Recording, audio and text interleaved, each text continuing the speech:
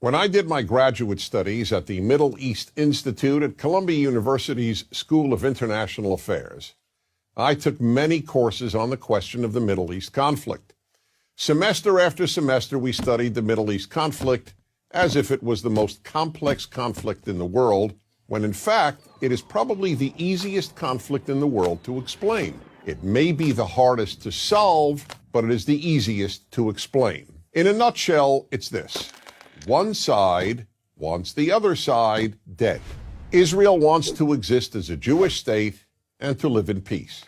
Israel also recognizes the right of Palestinians to have their own state and to live in peace. The problem, however, is that most Palestinians and many other Muslims and Arabs do not recognize the right of the Jewish state of Israel to exist. This has been true since 1947, when the United Nations voted to divide the land called Palestine into a Jewish state and an Arab state. The Jews accepted the United Nations partition, but no Arab or any other Muslim country accepted it. When British rule ended on May 15, 1948, the armies of all the neighboring Arab states, Lebanon, Syria, Iraq, Transjordan, and Egypt, attacked the one-day-old state of Israel in order to destroy it. But to the world's surprise, the little Jewish state survived. Then it happened again. In 1967, the dictator of Egypt, Gamal Abdel Nasser, announced his plan, in his words, to destroy Israel.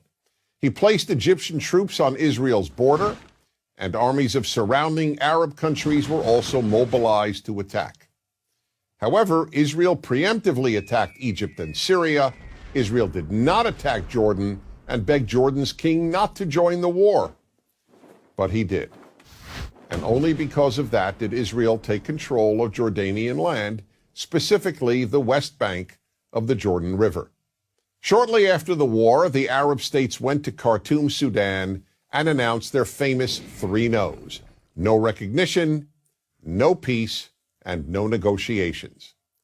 What was Israel supposed to do?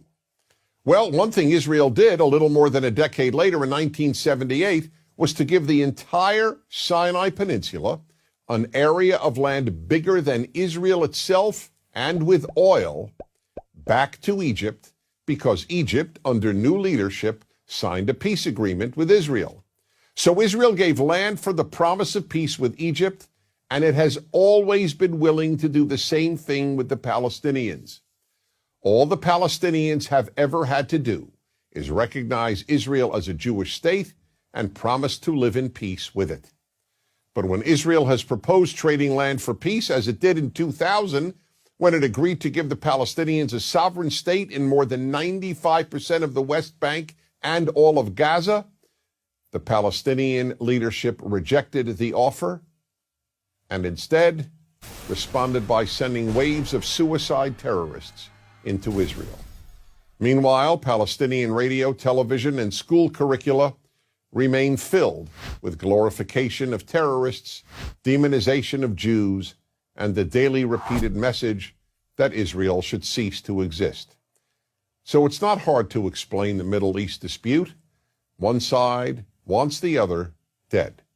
The motto of Hamas, the Palestinian rulers of Gaza, is, "We love death as much as the Jews love life."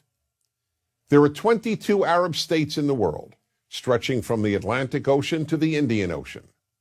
There is one Jewish state in the world, and it is about the size of New Jersey. In fact, tiny El Salvador is larger than Israel. Finally, think about these two questions. If tomorrow Israel laid down its arms and announced, "We will fight no more," what would happen? And if the Arab countries around Israel laid down their arms and announced, "We will fight no more," what would happen? In the first case, there would be an immediate destruction of the state of Israel and mass murder of its Jewish population. In the second case, there would be peace the next day. As I said at the outset, it is a simple problem to describe. One side wants the other dead. And if it didn't, there would be peace. Please remember this. There has never been a state in the geographic area known as Palestine that was not Jewish. Israel is the third Jewish state to exist in that area. There was never an Arab state, never a Palestinian state, never a Muslim or any other state. That's the issue. Why can't the one Jewish state the size of El Salvador be allowed to exist? That is the Middle East problem. I'm Dennis Prager.